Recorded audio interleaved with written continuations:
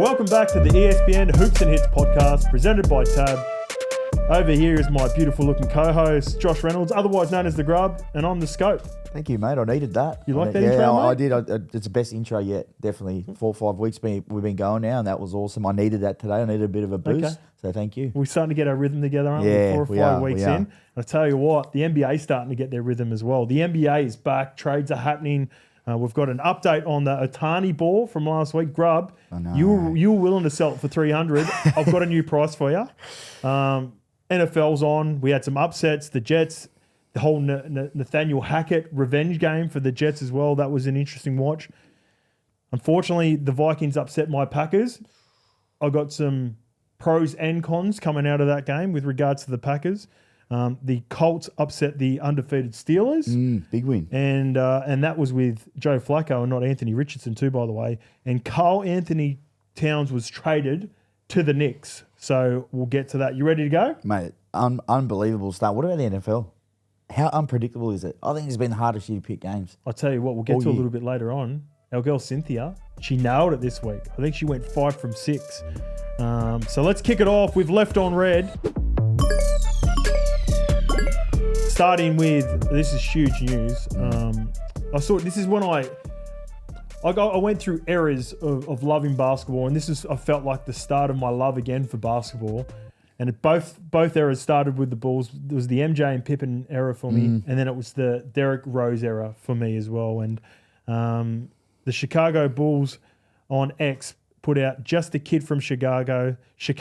Thank you for everything, D Rose." He has announced his retirement from the NBA, Derrick Rose. Yeah, what a player. Just the Windy City assassin, they call him, mate. I love that. Yeah, I love I that. like It's that. just, you know what I always feel with Derrick Rose? Like, he just could never get going is the wrong word, but he just was so injury prone, wasn't he? Like, those knees, he just couldn't get through that. But mate, what a player! And it's a bit different in basketball, isn't it? Like, I feel, you know, the sport we play, it's all soft tissue and whatnot, but with the being on the court, For sure. he just kept doing it. But mate, like, what a player! Honestly, That's got to be a factor, right? When you have these ligament injuries and you're trying to return from it, like you said, with playing on a pitch or a field, it's different. You know, it's a little bit softer. It's got a little bit more give.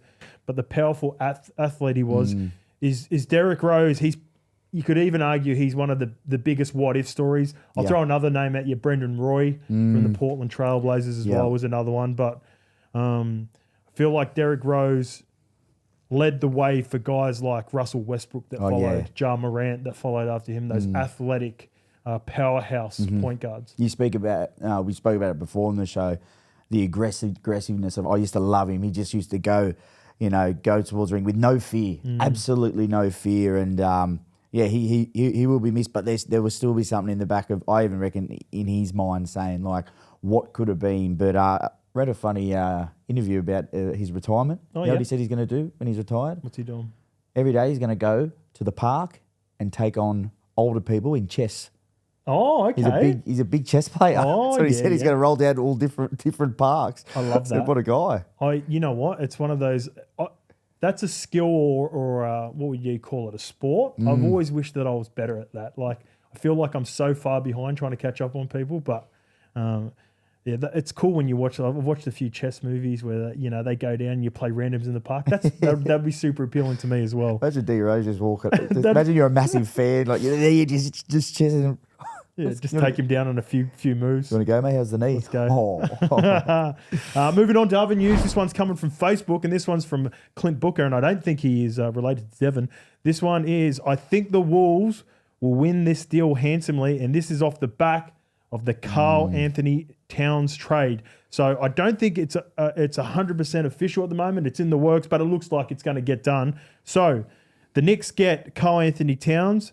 They are sending to the Timberwolves Julius Randle, Dante DiVincenzo, and a first-round pick. Who do you like in this trade?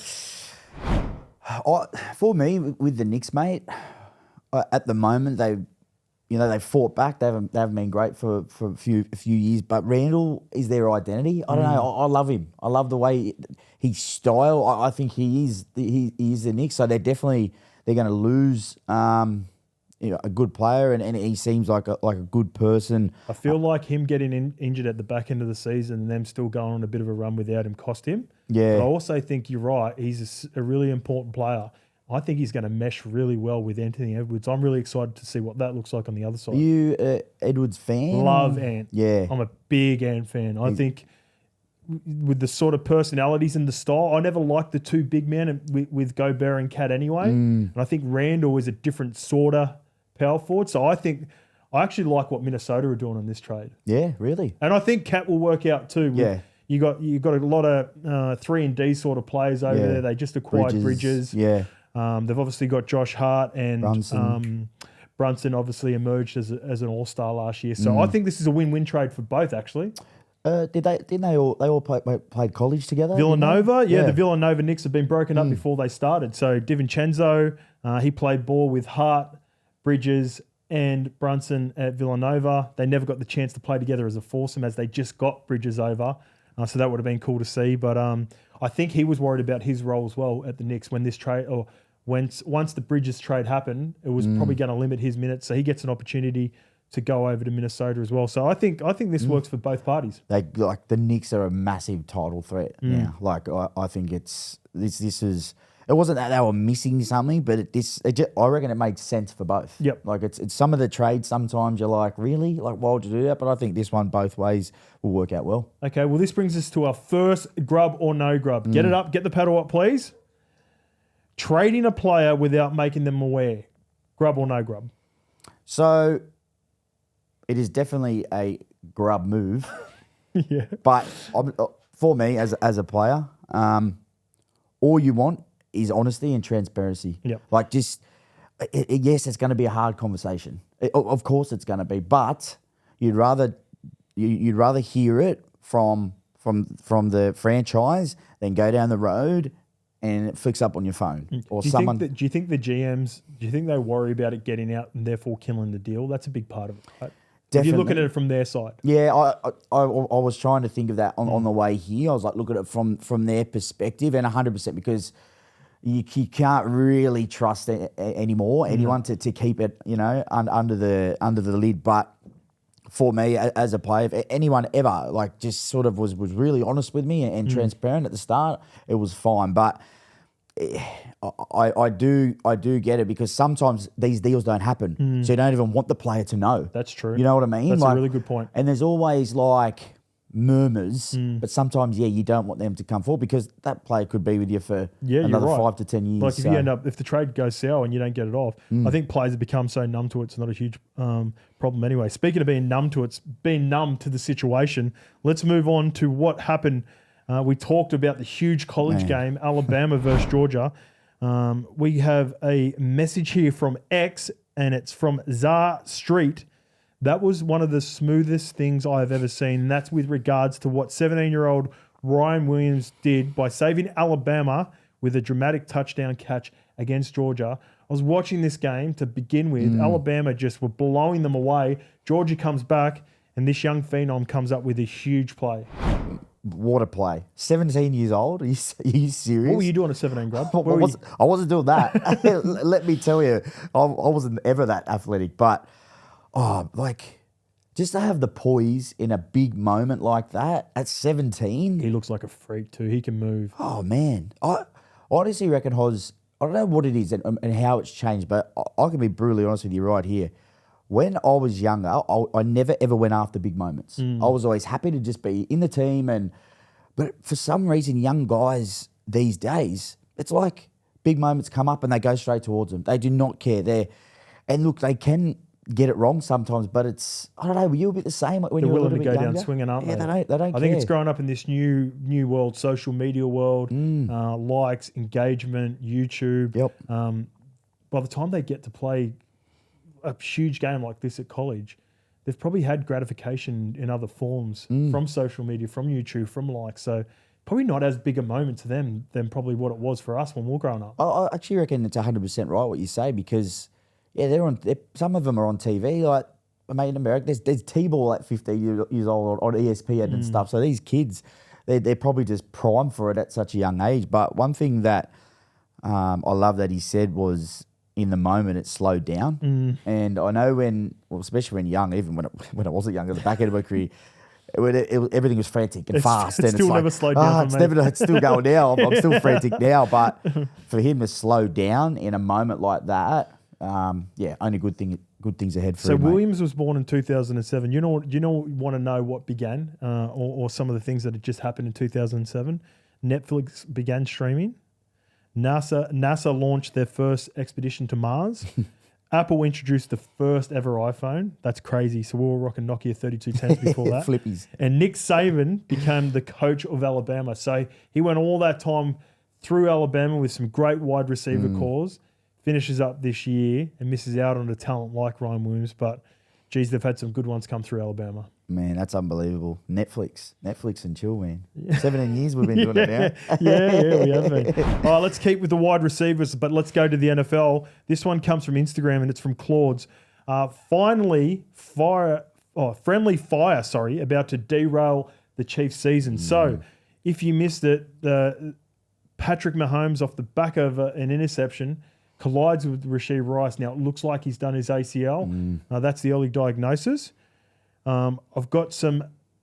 How badly do you think this will affect the Chiefs? Do you think they can still be, the favourites to win the Super Bowl with a Kelsey and a Xavier Worthy and a Juju Smith-Schuster roster, or do we need to see some trades happen? I think it brings them back to the pack a bit, Hoz. I really do. I just think, like last year, they just relied on Kelsey way too much, and they were a bit, one-dimensional. And when I say that, they still won it. But it's just, I feel this year, having these wide receivers is really, even though Patrick Mahomes has said they haven't clicked yet, like Xavier Worthy, as you mentioned, and Rice, he still wasn't happy with where they were at. But now this happens. See, Rice only come on at the end of last year as well, and then had transferred that into this season, so he's huge. Worthy's come up with a couple of big plays. I've got a few names for you. Yep. All right, who do you like out of these four? Amari Cooper from the Browns, who has been reported to be linked with a number of teams in the offseason. DeAndre Hopkins just hasn't had a good wide receiver his entire career. Deontay Johnson's currently at the Panthers. Probably love to get out of there straight away. And Christian Kirk is an interesting one from the Jaguars as well. Give me one. I think Amari Cooper. It makes sense. He just, I don't know what it is. He obviously, at the Browns and everything going on there with Watson up and down, for him himself, Amari just can't find his own feet in that team. But imagine him there. I think it'd be awesome. Yeah, I think that'd unbelievable. be a great fit. He's still got some juice, Amari. Just Deshaun Watson isn't what he used to be. What is it? What is it with Amari? He's elite, man, when he wants to be. But is it because he's not getting the looks? It's a Watson situation. I think he's more to blame than what Murray Cooper, because Murray has had a couple of big games. He actually played really well with Joe Flacco at the back end of last year as well. So I think it's more of a quarterback issue. And if you go with Patrick Mahomes, I think that works again. It's one of those ones where they get out of a big contract to the Browns, and the Chiefs get their guy. What about someone like Cooper Kupp? I know he's injured at the moment, but is he still at the Rams for a while? Yeah, he's there at the Rams. I can't anticipate them letting go. I think McVay loves Cooper Kupp. And he's been so banged up, it'd be sort of it wouldn't make sense for the Chiefs to bring in a guy that could potentially be banged up as well. True. Yeah. Let's move on to the games from the weekend. There were some huge upsets. My Packers go down against the Vikings. Not so much of an upset, but it was more of a coin flip. The Vikings are a really good team, and they've proved it now. So the Vikings beat the Packers 31-29. The Broncos beat the Jets 10-9. The Buccaneers beat the Eagles 33-16. Your Eagles. Smashed, by the way. And the Colts 27 defeat the Steelers 24. Which one of these, which one of those sort of surprised you the most? I'm going to have to say, what's Rodgers doing, man? Your boy, what's he doing? What's he doing, mate? Yeah. You brag about him. It doesn't seem like they're on the same page at the moment. Agreed. I expected a lot more. I really thought they were going to be red hot, and they come up against a Denver side who just gritty. The conditions were awful, but no excuses. He is an elite quarterback, and I would have expected him to get the job done. They've got a pretty good corner over there who's just been paid accordingly in Pat Surtain. He locked down Garrett Wilson. I don't think they've got a genuine number 2 or number 3 over there, so that's a problem. We're talking about trade options. Here we go. I've got a little grub or no grub for you. A little bonus one. Let's chuck that in right now because this get it in. refers to someone I'm about to talk about. Okay. Devontae Adams. There was a tweet about Devontae Adams potentially being traded from the Raiders. Antonio Pierce, the head coach from the Vegas Raiders, liked it. Grub or no grub? Mate, Grub. You cannot be doing that. You cannot be. How do you go in the next day? What's doing? Why are coaches even on it? I would not be on Instagram X, none of them, if I was the head coach of a franchise. No way. You do not want to be reading any of that stuff. And I'm just imagine fronting me, mate. He going, did you mean that? Did you hit that by accident? Did you like that? You know what? I hate when that excuse comes up when athletes do it for different. I've never hit a like button that I wasn't meaning to hit. Come on. Like who does that? Like, I was just scrolling through and accidentally hit like. Please stop. Hey mate, can I just say a very special mention? And we don't really talk about this as an Eagles fan, but what about the Commanders? Honestly, Jaden Daniels looks good, doesn't he? Mate, I'm a bit nervous about our division. Yeah, and it's usually for the Cowboys. Yeah, like the Cowboys always, Dak and this and that. But mate, Daniels like Cliff Kingsbury, mate, he's making him an elite quarterback. And like, I know I think his pass rate, I read it's 82%. Yeah, last week would have helped. He was on fire last week. That's this week they ran the ball really well. Yeah. And Cliff would have loved that because that's his old team at Arizona too. So they are scaring me. They are really, really scaring me. But once again, we mentioned before, like I don't know who's. No one's standing out for me. No one's going, yep. I'm like the Vikings are looking good, but still, the jury's still out. Yeah, the jury's still out. And then it's like the Lions are great today. Goff, he was unbelievable.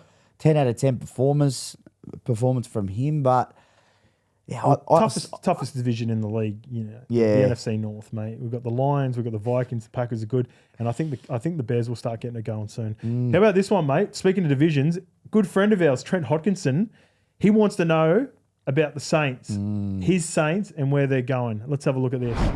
What's going on, lads? Drew Brees here. Just got a couple of questions for you. The mighty Saints. Are we a chance of winning the NFC South? Probably a lot stronger than people thought leading into the season, with the Falcons and the Bucks doing pretty well. Like to know your thoughts there. And also Derek Carr. Is he the future for the Saints long term? Old Spencer Rattler there waiting in the shadows. Love to hear your thoughts on it, boys. Keep up the good work. Who Dat Nation, baby. Let's go. I love that from Hocko. Firstly, Hocko, I got Spencer Rattler in my dynasty team, so I'm all in Rattler for the future of the Saints. Do you like them in the division? You nominated both the Falcons and the Buccaneers.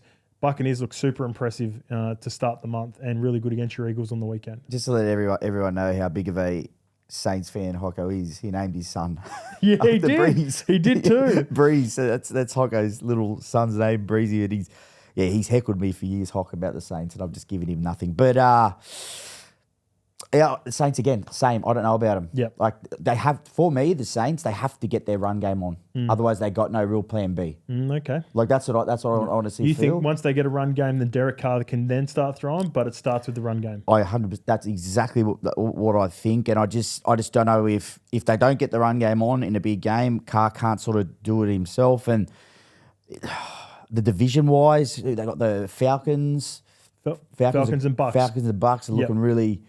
I like the Falcons. They're probably looking one of the best for me at the moment. The Bucks, Mayfield, same up and down. They already smoked the Panthers week 1. They'll get to play the Panthers again. That's probably another tick. Yeah, but nah. I definitely think I think the Falcons will be a threat. Oh, okay. Yeah, I really do later in. So I don't think that. But for Carr, I like him. I think he's solid without being great.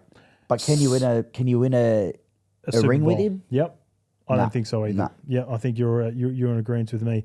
Speaking of quarterbacks and can you win a ring with them, all this chat has moved on now with the Jacksonville Jaguars, and it starts with Doug Peterson to begin with. So this one coming from R. Sherb, and the question is, will Doug Peterson be the first coach to be sacked this year? I've got some other names for you. Nick Sirianni has been tossed around as well. He's 2-2. A lot of people think that's a really good roster. Robert Saleh, he's been on the hot seat now at the Jets for a couple of years. And Kevin Stefanski, he's 1-3 with the Browns. I would say Doug Peterson would probably be, he'd be the one. If he doesn't get a win in the next couple of weeks, he's in real trouble. I wouldn't mind a little coach change. Or you wouldn't mind Sirianni. Yeah. Oh, it's just not happening. Yeah. It's honestly not. Just watching this on the weekend, like I know we didn't have Brown and Smith, but it's just not the roster we've got. We should be better. I really do. Like, it's obviously something with Hurts. There's like there was last year. There's just something, and it's just not happening because all the threats we've got. I think we should be better. But what about the Jags? Like their offensive line is terrible. There was a stat, a comparison between, and it was a stat line, and it was mirrored with, they removed the picture to begin with, so they just put up the shadow of it. Trevor Lawrence and Daniel Jones, exactly this pretty much identical career with wins, losses, completion percentage. And you think about all the hate that Daniel Jones gets all the time.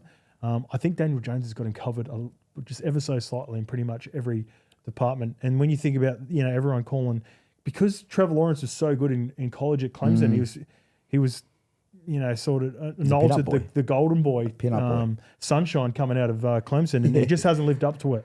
Mate, I just don't know what what it is with the Jags. They just don't look like all on the same page. There was a play there, Lawrence, he threw to, I think it was Kirk or something, and they looked at each other like, no, that's meant to be like a back shoulder pass or wrong route. Yeah, and you're just like that. When you see stuff like that, I just feel there's no connection, there's no communication, and every time on third down, for some reason, I just felt there's no chance they're going to get there. Really poor on third down, and I expected so much more from them. All right, so we'll expect more from our fans. Let's get to that with the stalemate. We chucked it out there and we asked our fans, the people that listen to the show, is Trevor Lawrence, is he overrated? And our producer Shabs has provided the polls. So we have them up here behind me. Again, wow. I will start off with Instagram. 81% people think he's overrated. 19% no. On Twitter, 72%, 28% say no. We got some comments here from Instagram as well. This one's from Brendan Marsh. Yes, this bloke was supposed to be the guy. Agreed. The next one is from Trash Talk with Bork. Their O-line is horrific and doesn't have much to work with offensively. Hasn't been playing well, but we can't forget 2 years ago they were a play away from knocking the Chiefs out of the AFC title. That's a good point. That was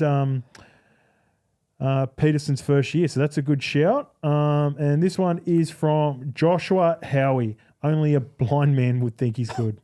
Wow. So he's not a fan, obviously. That's a bit harsh. Yeah, a bit too full on for that. That's a bit too full on. Sometimes they go a little bit too hard. Come on, Joshy. Go on, mate. I read an interesting article about Trevor Lawrence a couple of weeks ago saying that he was saying he's never yelled at a teammate or a coaching staff in his whole time coming through.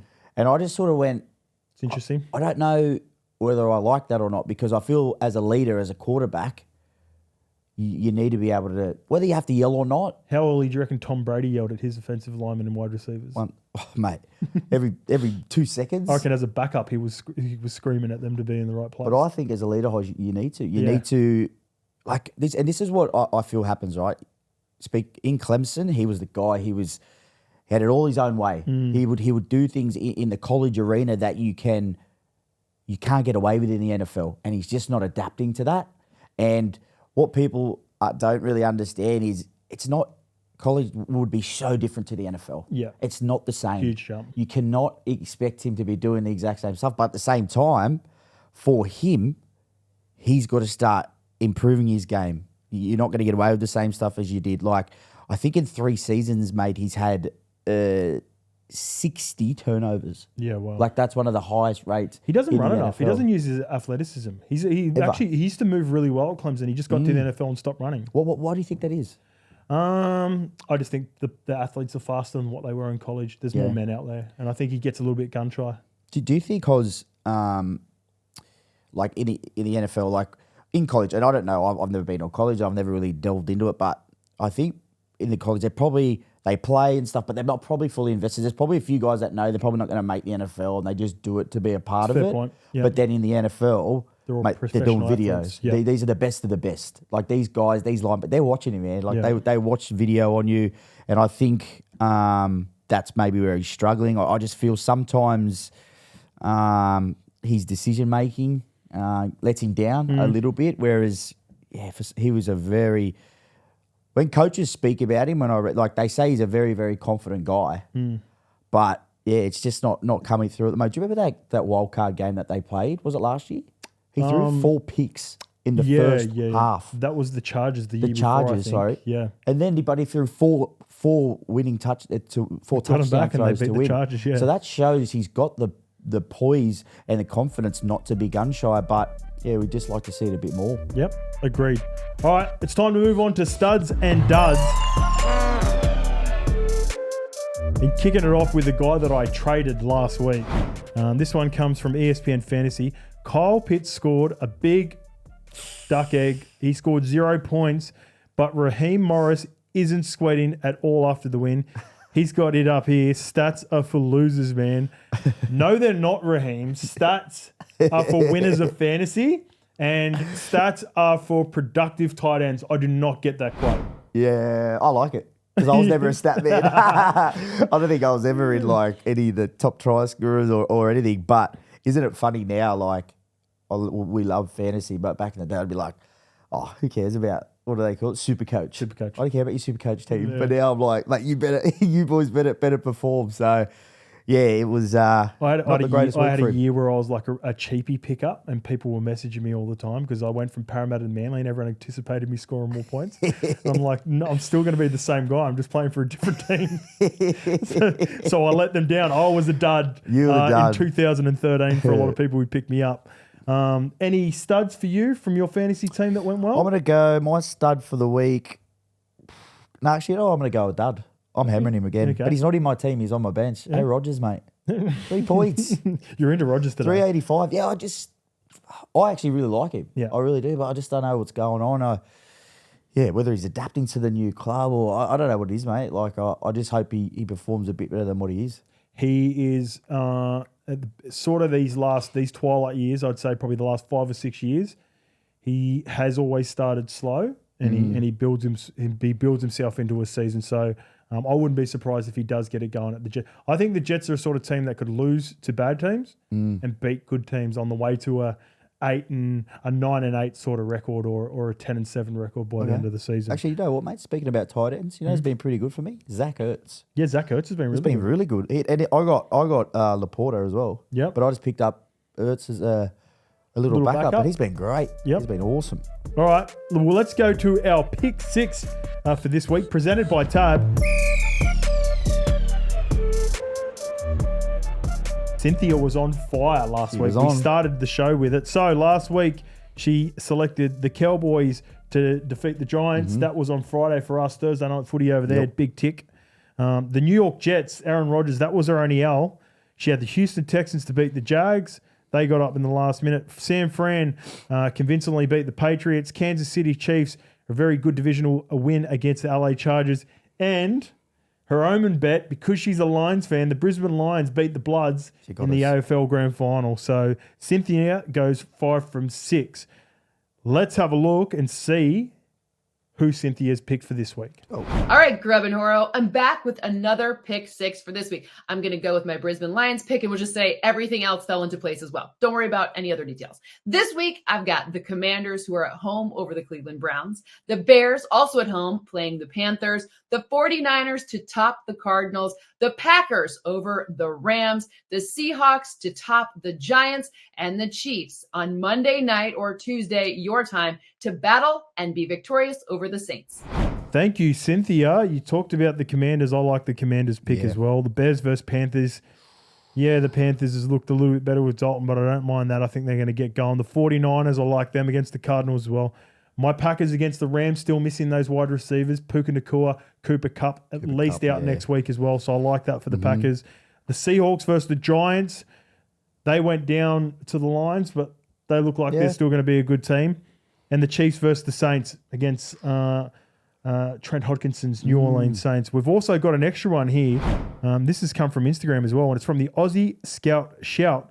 The Jets to pull off a shocker and beat the Vikings in London. We might be adding that to Cynthia's pick 6 for next week. I like that. Little bonus one? Yeah, I do. I like the Jets. I think the Vikings are due. Different country. Well, this is what I'm talking about with the Jets. They'll win games where you probably don't expect them to win, and they might slip up against the Broncos. I like that one. You win some, you lose more. For free and confidential support, call the number on the screen or visit the website. Okay, Grubby, that's it for the end of the show, mate. I feel like we could have got another half an hour there. Yeah, it's just good now, mate. Just mates chewing the fat. He's chewing that. Am I allowed to say You that? can say that. You Yeah, can say that. good. Just mates and our chewing the fans fat. can say whatever they want because they can find us on the socials as well. So Instagram, YouTube, X, wherever it may be. Join the show. We rely on you guys, and we'll see you next week.